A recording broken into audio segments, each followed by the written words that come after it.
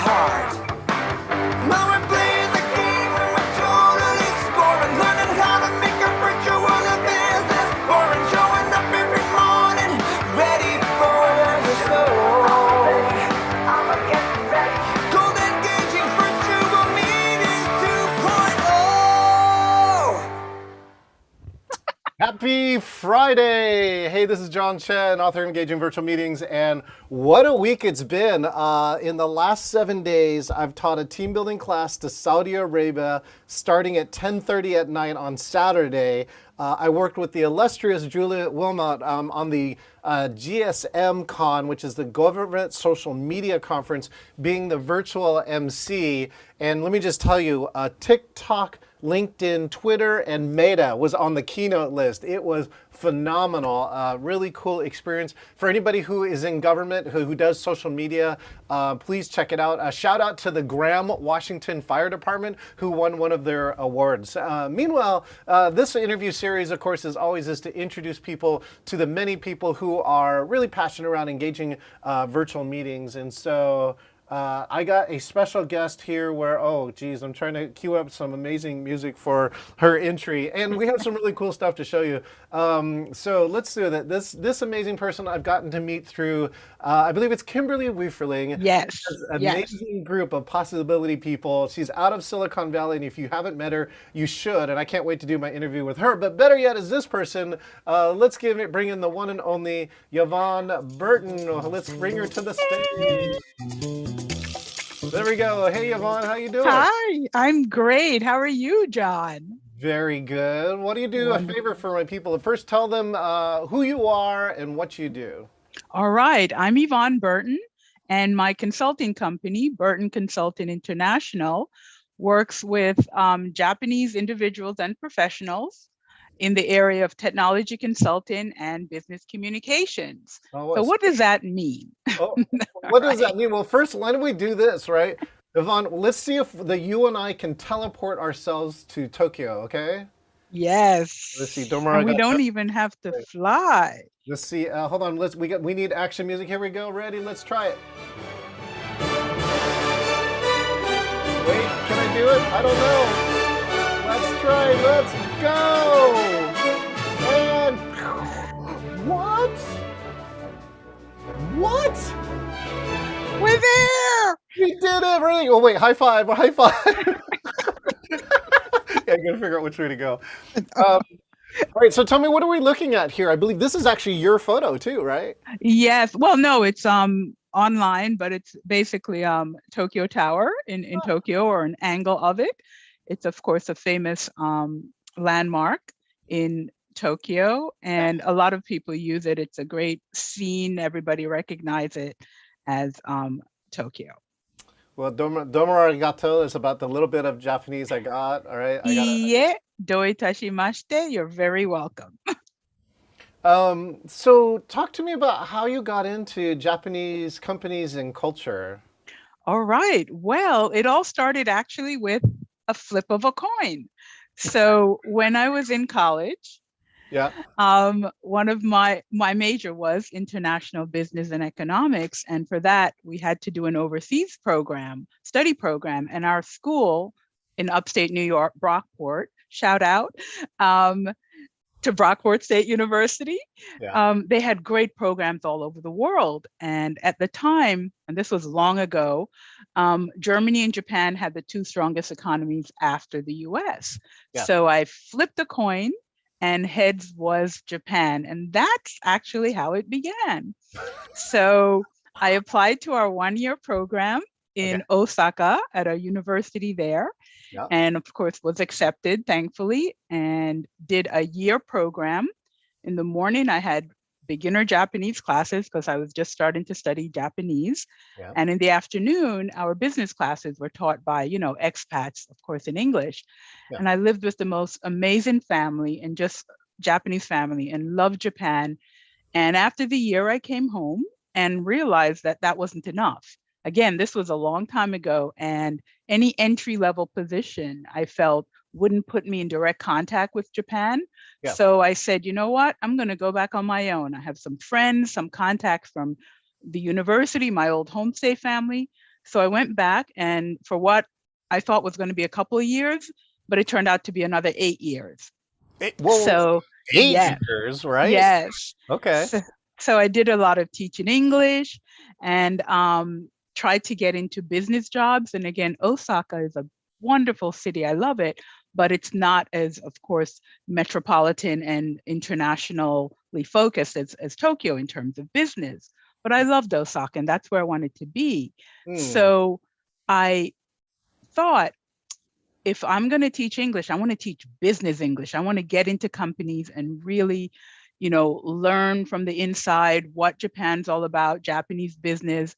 So I was able to do that as a business English teacher. That's what I branded myself as, even before branding was, all that bigger deal back then. Yeah. So I got some Meishi business cards, and I was a business English educator and also consultant. So that's how I really started back then. And then, of course, when I came home back to the US, let's see, it was a technology boom. So I got into technology, kind of put Japan on the back burner, and started as a business analyst in technology for the software development lifecycle. And I did that basically on and off for 20 years in different companies. Sometimes with a Japan-related project, or sometimes not. But even when I wasn't working directly in contact with Japan, I had a side consulting business, the same business English teaching for, of course, Japanese professionals in the New York area where I lived. So fast forward now to right before the pandemic, I had been wanting to go back out on my own as my own consulting business, and the opportunity arose. So I launched Burton Consulting International, the third iteration of it, a couple of weeks before the pandemic. Yeah. And again, technology, but now in and around, better using technology for global business, and of course the communications, business English, better negotiating skills, collaboration skills, and all of that. And then, of course, the pandemic hit. So it actually really served my purpose, because now everything was going to be done virtually. Right. So again, with Kimberly that you mentioned before, I became, a part of her team, assisting with her work with Japanese companies from the technology perspective and the training in these new virtual tools that were being used by everyone. Got it. So that's kind of in a, big nutshell, how I kind of started. Well, perfect. And I want to go back to this one part, which is like, I believe Japan has the same business card etiquette as, say, China does. Is that correct? So yes. The reason why I'm asking is because I actually had a very good friend who's Korean, but she grew up in Michigan, and called me and said they were going to have a dignitary at her work visit. And she goes, what do you go through? What should I be thinking about? And I said a couple things, and I said, oh, no. And now you need to know how to present your business card to this dignitary. Yes. And she goes, what do you mean? And so she didn't even, there's definitely some other people who don't know. So tell me about, this is just again for everyone's business etiquette. If you ever do business with most Asian countries, this will be apropos. Go ahead. Yes. So I'm getting a business card right now so I can kind of demonstrate it. There you go. So handy though. And by the way, you hand your card to the left. Like I'm going to hand to the right. If you hand to the left, I think you should be able to hand to me. Okay. So again, it's done. You must hold it with both hands. Right. And it's a sign of respect. Mm-hmm. And you present it. You can present the camera. There you go. Yes. Present. Facing them so they can read it. Yeah. So the card, is readable to them, not you. It's about them. It's about not you. Right. Yes. Okay. And once you receive it, you take a look at it, and if you're at a table, you put it very nicely down on the table. Right. Respect. You never write on the business card. You never scribble notes. You never throw it like a playing card, for crying out loud. Don't do that. Americans do that all the time. They're like, woo, right? I know. Oh, don't do so that. So that's just a small tip for meishi, business card exchange with Japanese colleagues. Meishi. Yeah, I actually don't know that Meishi, that's a Japanese word for business business card. Okay. cards, So now watch, now meishi. watch. Now, so pretend like I'm the dignitary. So you're going to hand me a business card. Remember, go over to your left and I'll go to my right. Okay. And so you're handing me your business card. Go ahead. Okay, great. Yes, Now I take the card, and then of course I should look at the card. Either one of the things I teach, at least, is that I've been taught is study the card intently, whether or not you're doing anything or not. You could be like exactly. ESPN in your head, but you got to pretend like I'm looking at this card, and then I would Yes. remark at something like, "Oh, Yvonne, Ooh. I love the quality and the colors that you have put on your card." Yes, yes. So, And anyway, then so you that, place it down. yeah, then you place it down, leave it in like in a prominent place until the end of the meeting, and then take it and put it in a safe place, but not again throw it around, not put it in your pocket or Exactly. Don't well, put it in your back pocket or whatnot. yeah, not back pocket. Yeah, again, it should be like in a book or like in a folder, a bind, all those types of things would Yes, be appropriate, right? yes. Treat it with respect. Yeah. So anyway, so hopefully that's useful for some people. So let's get into this part. Virtual meetings. So I would love to experience too, because you may be on the earlier cycle. So for me, like 2001, I had a WebEx account, right? Mm-hmm. And so we're really like trying to push and trying to make some things happen back then, and it was not good back then. But what I'm also curious about too is two things. One is what makes a virtual meeting engaging for you, and also from your perspective, what different or unique things that make it engaging for a Japanese audience. Okay. So, first of all, we've all, especially in technology, and we're always dealing with developers all over the world or QA personnel all over the world. So we always use WebEx, but we basically just used it as video conferencing just to see and have meetings. Yep. Never really focused on a lot of the functionality that we have now become more versed in, because with everybody using it and us spending our whole days on these applications, we need to kind of keep it interesting. Yeah.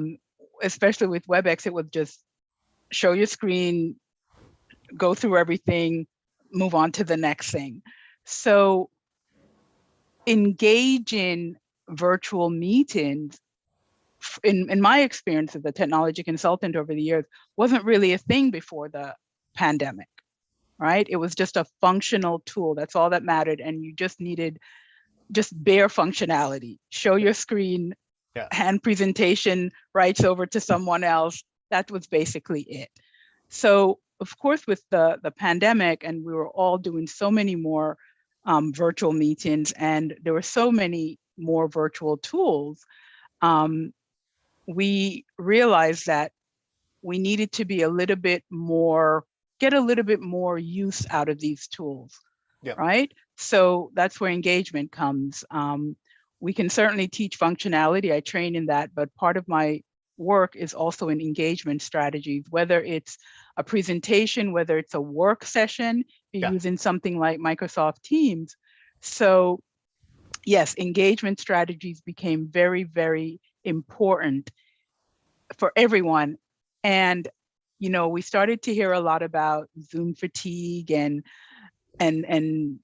all of that. Yeah. And I'm just like, I can't understand, why are these people talking about Zoom fatigue? I'm in meetings and I'm just revving, and we're charged and we're having fun and we're creating and we're interacting. And I've been in workshops, 8-hour workshops on a Saturday, where at the end of the workshop, people are like, oh my God, that was awesome. It went by so fast. Whoa. Right? And it's Wow. because of how you structure your meeting.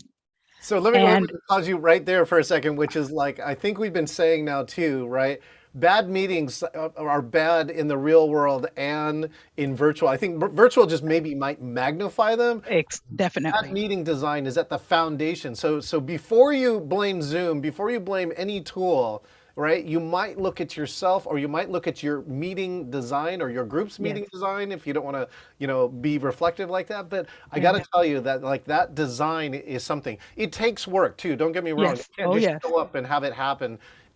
You know, many people, what I love to tell people about team building is that nobody knows how many hours go in to make the perfect 1 hour of team building. Exactly. And it goes for the same for Exactly. virtual meetings. Anyway, Exactly.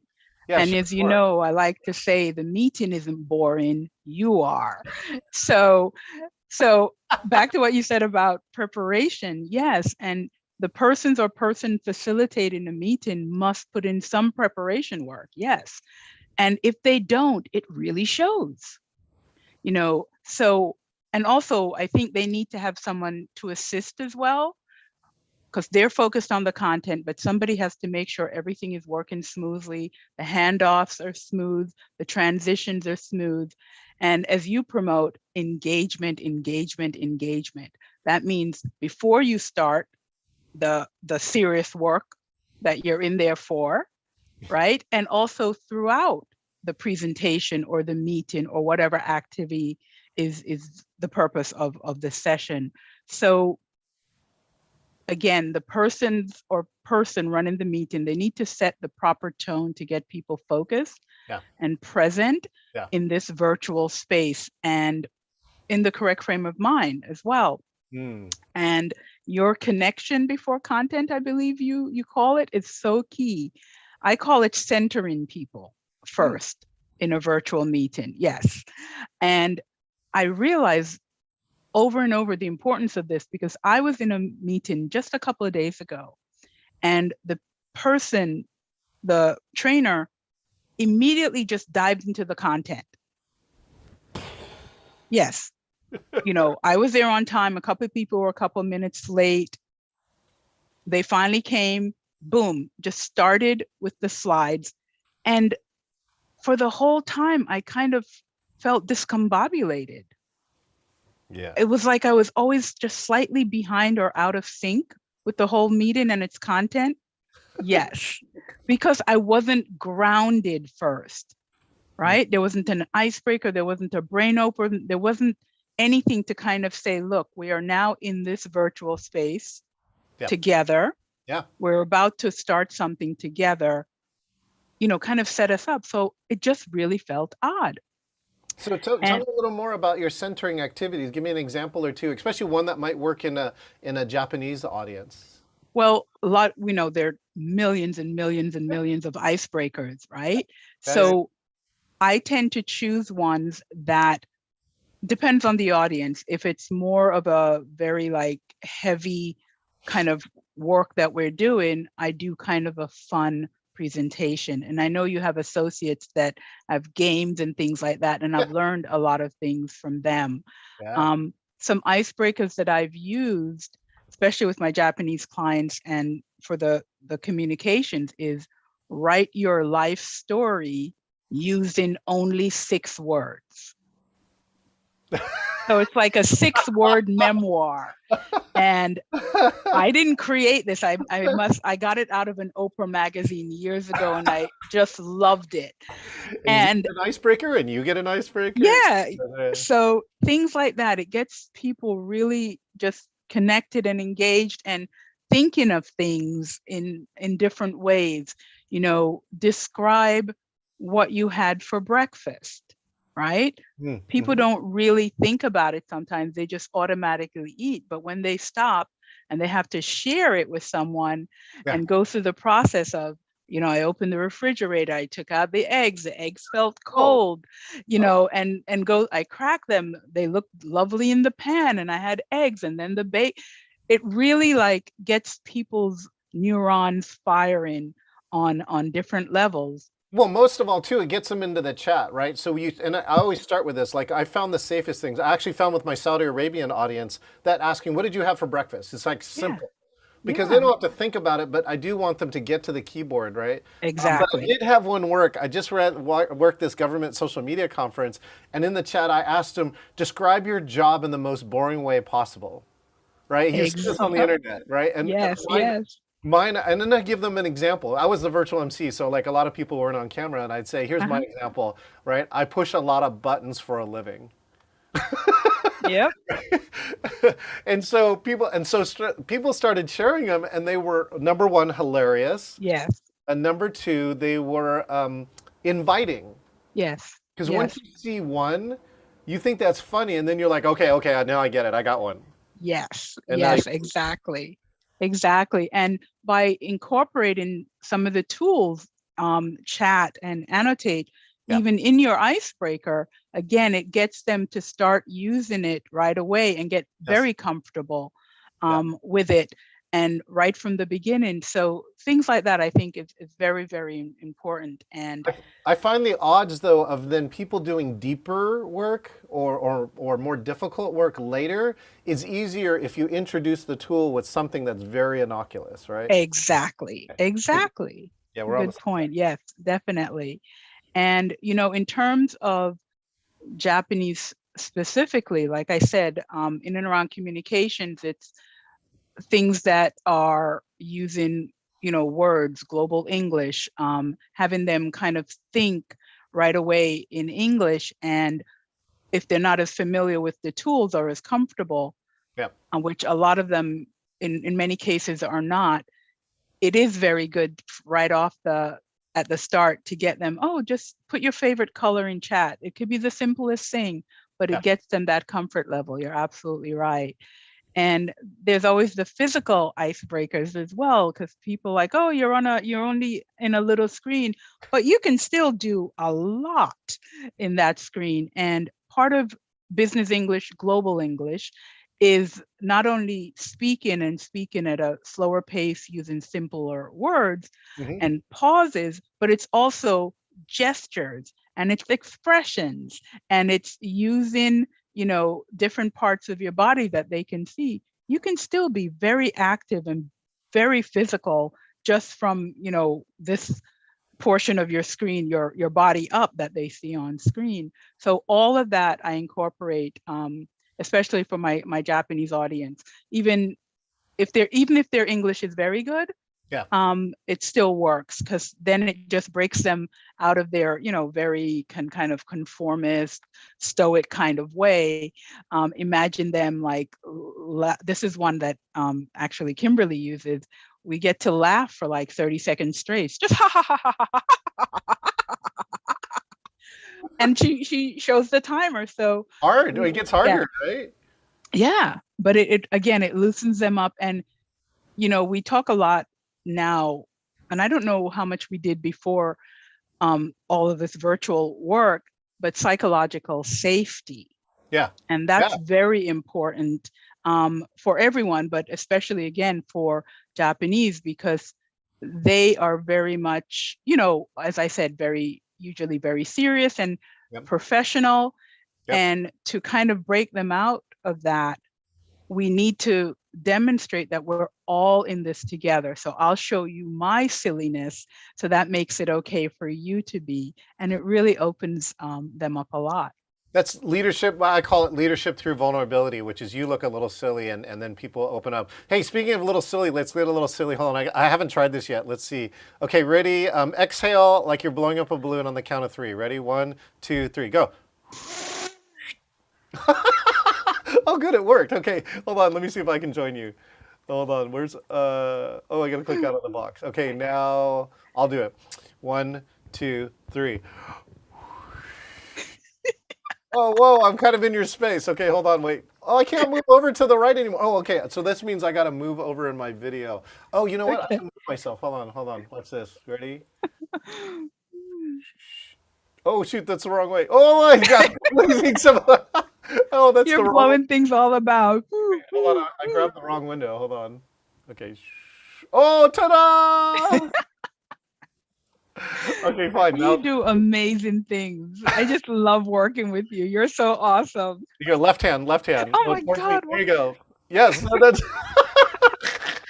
I don't know where no, it's my right hand. No, no, no, it's your See? left hand. It's I'm trying to look on the video here. I think Oh, it's your right because hand. my video, I have it reversed. You're, yeah, That's you're why. reverse. Yeah, yeah. Yeah, see?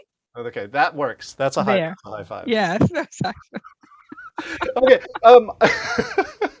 we talked about being silly, but I want to talk about how else in virtual and in Japanese culture do you create more psychological safety on virtual? Because that's again, I don't think anybody really knew. Like we were guessing at a lot of stuff. So I just love to hear your experience about what works.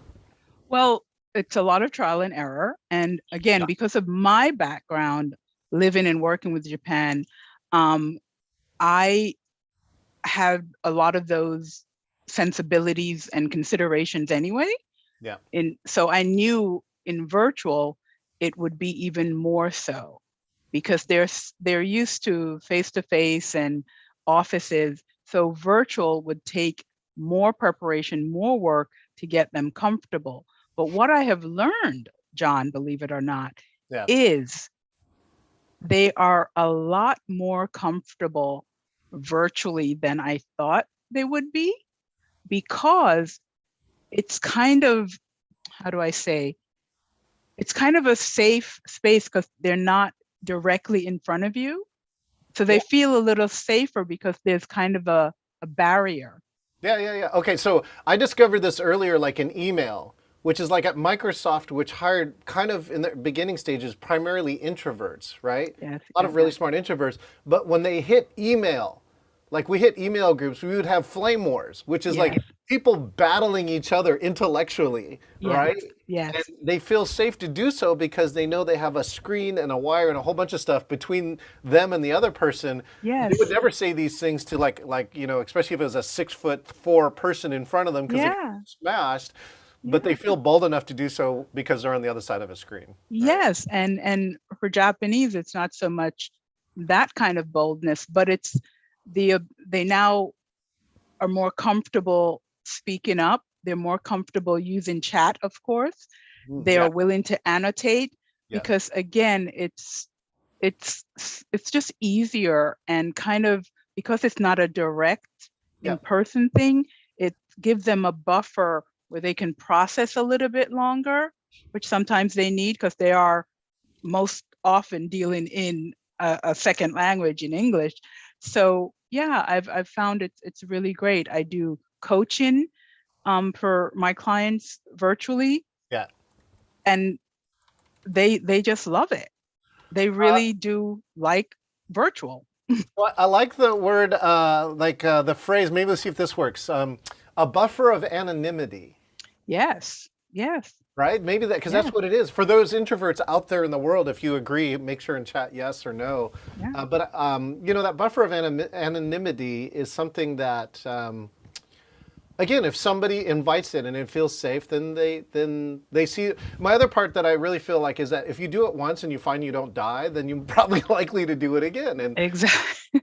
they find that, but again, I understand the first time you don't want to reach out or say anything because there is a risk in doing so, right? Yes, yes. So that's Great. a lot of the discoveries and so many more that I've made over the last couple of years. And my business is virtual and it will continue to always be virtual because that's what I want. And I think companies realize, especially any company, international company, that of course you need to be in person for certain things, but for the smaller day-to-days or things like that, you can really maximize these tools to get tremendous benefit. In many cases, and this was another shock, that virtual is in many cases better than in person for certain situations. Oh, say more. Which situations? Name a few. Well, for example, workshops, right? So we're used to flying somewhere, 3-day workshop, 2-day workshop, 8 hours a day, everything is crammed in, right? All this new information, training coming at you. You have to fly, you're tired, but you still have to function. You have to go out. Yeah, right. Yeah, right. And then after the 2 or 3 days or week, you go home, and by the time you leave, you've probably already lost about 50% of what you've been trained on in the last few days because it's too much to process. So now imagine those 3 days spread over 3 months. Yeah. Right? So you can have split it up, 4-hour workshop, 4-hour workshop, and some processing time in between, some time to go back and implement what you've learned, see what kind of work, what didn't, and then we come back a month later, discuss that, feedback, and then we learn the next set of training items, right? So it actually is better for retention and implementation, Yep. right? Yeah. And you save, of course you save money, but you save so much else and you gain so much else this way. So I think training is in many cases now better because people have time to process it. Yeah. Right? Over a longer period of time. And I think that's a great benefit. I have a leadership company and they went all virtual and they are doing these, workshops. And more importantly, I think that they make most of their money off of like a coaching style or cohort style agreement. And it's probably better for the CEO, those like they're looking for leadership who have been here too, because they don't have all that dead time too for them traveling. They can attend this thing and still attend to the rest of their business, more of it. And Exactly. that's what I found. I mean, I was kind of actually done with road travel very close to a year or two ago. And so that's why I've embraced this. I'm like embracing this wholeheartedly, and Yeah. I'm ready to stay here. I'm ready to double down on virtual, even because I do have a true belief too. I think it's my own truth, but my belief is that even if like the world mysteriously opened up, right, I still think there's going to be a large portion of virtual business, and it really gets down to the dollar, right? Because Yes. how much money you can save, all that travel and expenses, plus most importantly, an employee's time. Yes. Yes. If you get those two things combined, you really have to counteract them with enough face-to-face value. And some of it I shouldn't do. Some of it is that for the right particular applications, you can do something valuable that is completely virtual and that it'll actually be more productive, right? Exactly. And it's what you put into it. Technology is great. I love it. Yeah. And it does amazing things, but it's the people using the technology that does the amazing things. So again, just like, something simple as how you prep for a virtual meeting, if you don't put the preparation in, you're gonna see, right? So if you're working on a project and it's all virtual, let's say in Teams, Yeah. you can work on documents in at the same time. You can brainstorm. Even the simple tools like annotate, breakout rooms, there's so much benefit to those, and so much work, collaborative work can be done using those simple basic tools. Yeah, it can be better. That's the part where it can be better. Exactly. Like Yeah. recording a meeting now is immensely better. You push a button. Like you had to do it in a live room. You got to Yeah. set up a lot of equipment, a lot of technology. But now here, it's all here. You just push a button and it's done. Right? Exactly. Yeah, multi-person annotation, multi-document editing, or Yeah. multi-person editing of a document. Yeah. And this gets me to the reverse FOMO, right? Which is like my goal quite often is to get virtual so good, right, Yeah. that the in-person audience is jealous, right? Jealous, Has a fear of missing out, and we were able to achieve it. Like some of these things just come to me like intuition based on all this massive about experience, and it's just fun to see what actually works or not. But one thing that I did recently in this program is that we named the virtual space. So it's a social media conference, so it's like a no-brainer. So I said, hey, what do we want to call this space? And I gave a suggestion of #virtualland, and enough people chatted back and they said, yeah, that's it, we love it. So hey, Virtual Land, what's going on? This is a Virtual Land exclusive. So like 2 of the speakers came on and gave like 15 minutes of content only to the virtual audience. And I made sure that they knew this is a virtual exclusive. Somebody else also said that the chat, like they learned more from other people in the conference in the chat than sometimes they did from the speakers. And that too is part of the genius of virtual, is that you're crowdsourcing all the time. Yes. Yes. And, again, chat, I mean, it sounds like a simple tool, but it's so powerful. When, again, we're working with colleagues, someone is in charge of summarizing in chat. Yes. So that, again, at the end, the chat saved, handed out to the participants. They can go back and not only see a summary of what the presentation was, but all of their, the participants, their colleagues, their comments, their questions, their input.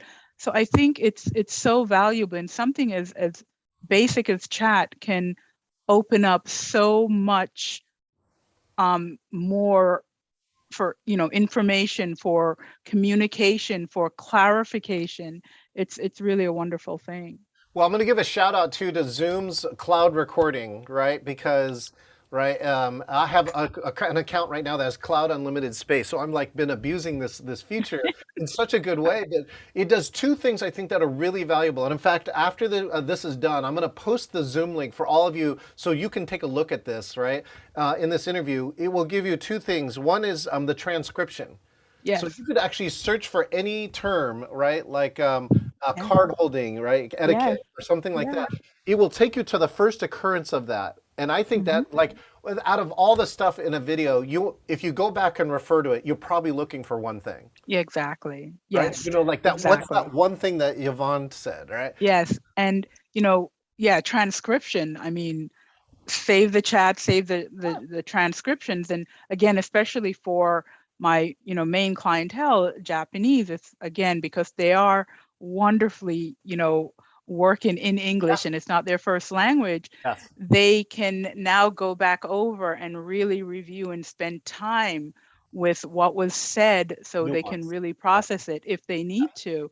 So transcript, Well, watch for chat, this like I feature said. too. So Zoom is going to have a feature soon where it will allow interpretation from English into multiple languages. Oh, yes. Yes. They Yes. technically could get the Japanese, which people have said about 80, sometimes Hmm. 95% correct. It's a Yeah. lot. It can be a help. The last It's feature a I do great want to help. highlight here is chat, right? So they give you chat with time marks. So Yes. you can watch the video and scroll the chat, and at the time marks know what's happening Yes. right at the time. I think soon they're going to start auto scrolling. I mean, you have the time mark, it shouldn't be hard. Yeah. Yeah. But those two features combined, and by putting all that stuff into one place, I think is really powerful. It really is. And it's helping me again in my trainings, my business, my coaching a lot. And any, not just Japanese, but any non-native English speaker who Yeah. has to work and function and think and process in global English and English, these tools can just be incredibly useful to them. They'll always have access to them. I tend to abuse the recording myself because now I can double and triple book things because Yeah. I know they're recording and they'll send it to me and I'll have a chance to attend, Yeah. on the weekend when I'm making up, work and time and stuff. So that gives me more access to so many more things where if it were in person, I couldn't be in three places at once. But now, technically, well, not be in the places, but I can have access to three events that are happening at the same time. Yes, and So, so yeah, so recordings do that. There's other ways too, you like screen recorders. Like I actually use OBS sometimes as a screen recorder, but it was mm, really funny. Just this week I got busted by because I was attending something, but was attending it like in a second space like that, and then had all these people like trying to talk to me in chat, and I just happened to put on the headphones, and then I turned my camera on. I'm like, I'm here, people. And then he came back as a guy who knows me, came back and emailed me the whole time. He goes, "Dude, you were multitasking," oh, and he's yeah, got we're this all whole guilty thing. of it. He's got this whole thing about how ineffective it is trying to multitask, right? Which I kind of agree, but I also said, look at this advantage. Like, look at Yeah, the dark side for a moment, and like you can be in yeah, four, five, six, seven places at yeah. once. Yeah, I've had access to meetings and webinars that I would never have Never. either known about or had access to. I'm attending things in South Africa based, Europe based. Yes. Yeah. It's just amazing. Yeah. It's So, it's and really amazing. it's just like, well, it was like when you could start programming recorders, and then you had like DVRs that you could like program to save your show and watch it later. And now Hmm. this is now on the business side, or meetings or social side, if you really want Yeah. to, you could really go back and live those moments. All right, Yes. let's do this, Yvonne. I mean, you've lived now in this tech world. Let's talk about the future from your perspective. What are some of the things that you see as the future of virtual meetings for you? Well, of course, we know it's here to stay. Virtual only, hybrid. It's here to stay. I think what people are going to realize is if this is to truly have great value to the in-person people or the remote people together, they have to really be a little bit more thoughtful and put more preparation into everything.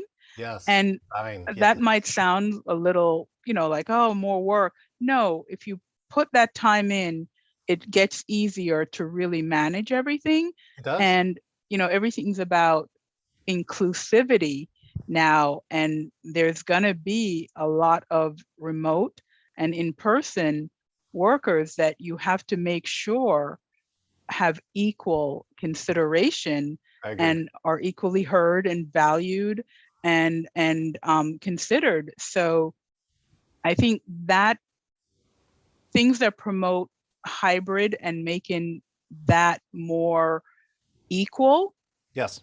I think is going to be important going forward. And I'm looking forward to seeing what they're going to come up with. And there's so much more. The tools are going to get better and better. Yes. I mean, look at Zoom at the beginning of the pandemic Yes. and now. I mean, it just blows my mind, some of what's happening, and even the other tools. MS Teams has really, surprisingly, Microsoft had to kind of run to keep up with Zoom.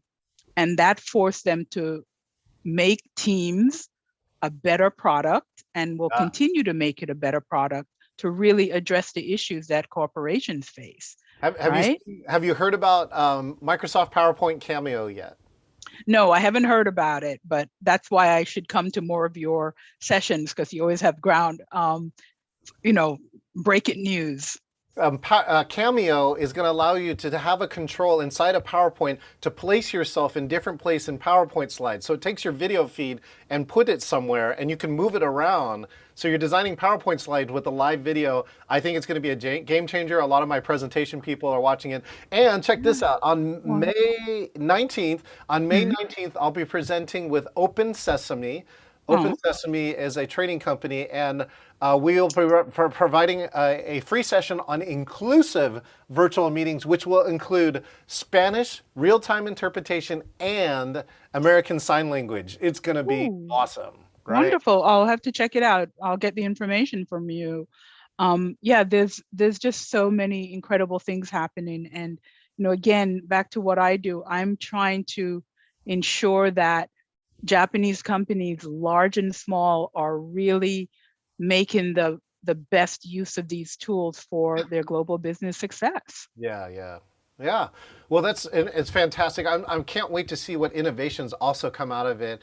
Speaking of which, tonight, like in about an hour and 10 minutes, we're going to have Ann Nguyen with Twine. We're going to actually show you the latest in speed dating, right? You can actually do speed dating in Zoom, which has been a notoriously difficult problem to solve. Later on the week afterwards, too, you're going to meet Rachel from Virtual Sapiens Sidekick. It's actually an AI reader for Zoom that will look at your camera and give you feedback about what you can do.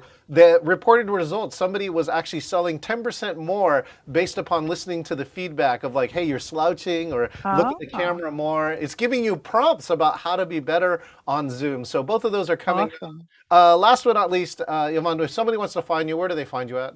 All right. Yvonne at burtonconsulting.biz.